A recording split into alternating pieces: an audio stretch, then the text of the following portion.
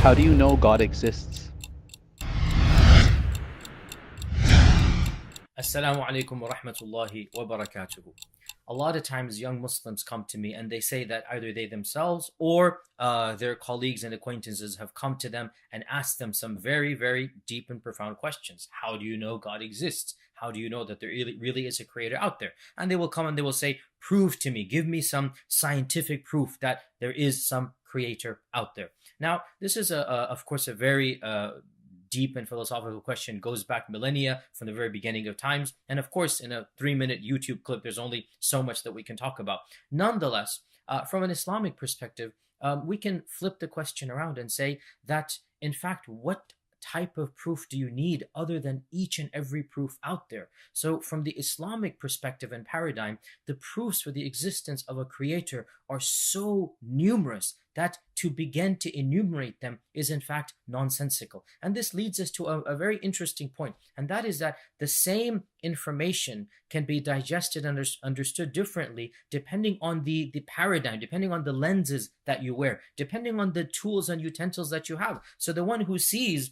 will look at things in a manner that the one who cannot see cannot look at, because he has the benefit of eyesight. So there's something called the fitra, there's something called the purity of the soul, the conscience, there's something called basically the spiritual DNA that Allah created each and every human being upon. When that fitra is pure, when the person is sincere, then the fact of the matter is that fitra is like a faculty that is more powerful than hearing and seeing and thinking combined. And the fitra can then examine everything around. And the proofs for the existence of Allah are the very fact that we exist and the creation exists. The famous Western philosopher said, I think, therefore I am. We as Muslims, this is of course Descartes speaking, cogito ergo sum. We as Muslims can modify that and say, I think, therefore God is. The very fact that we exist and the creation exists is enough of an indication that there is someone who created and designed this. Now, this argument is called a teleological argument. It's called the watchmaker's argument. It is a standard argument of philosophy. It is also dismissed by modern philosophers in a very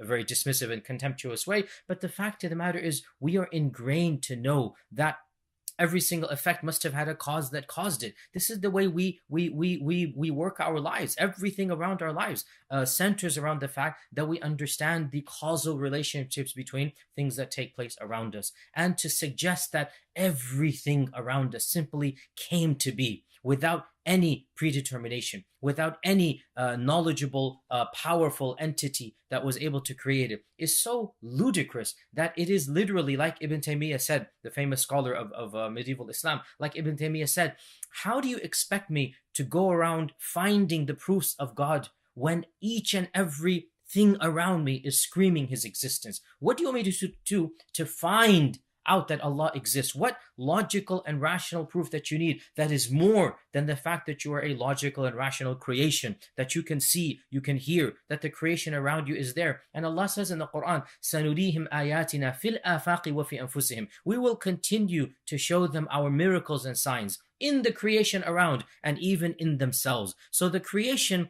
and ourselves are all evidences that there is a creator. And in fact, Allah subhanahu wa ta'ala says, وَكَمْ مِنْ آيَةٍ فِي السَّمَاوَاتِ وَالْأَرْضِ يَمُرُّونَ عَلَيْهَا وَهُمْ عَنْهَا غَافِلُونَ.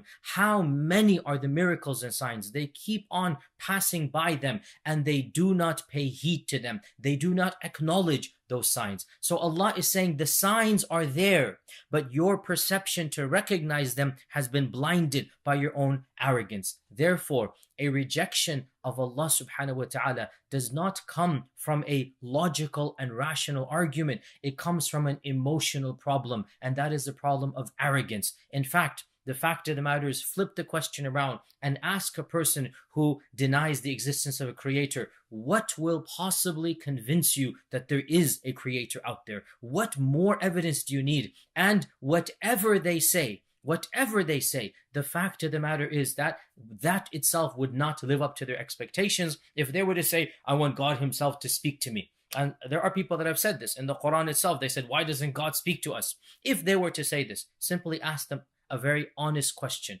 If you genuinely heard a voice and a noise came out and said, I am God, believe in me, would you, O atheist, actually believe in a higher entity? Or would you simply say, well, I must be delusional, I must be hearing voices. And this is exactly what the Quran says. That Allah says in the Quran, these people that are asking for miracles, وَلَوْ فَتَحْنَا عَلَيْهِمْ بَابًا مِنَ السَّمَاءِ فَظَلُّوا فِيهِ يَعْرُجُونَ. If we were to open up a door from the heavens and they would rise in front of us and they could see the heavens, what would they say? لَقَالُوا إِنَّمَا سُكِّرَتْ أَبْصَارُنَا بَلْ نَحْنُ قَوْمٌ مَسْحُورُونَ. They would say that our eyes have been bedazzled by witchery and sorcery and magic. Rather, you have cast a spell over us. In other words, any evidence that they think they want, if they were to have been presented with it, they would reject that evidence. In the end of the day, the evidence is everywhere. It's the internal perception. Do you recognize that the beauty around you, that the creation around you, that life itself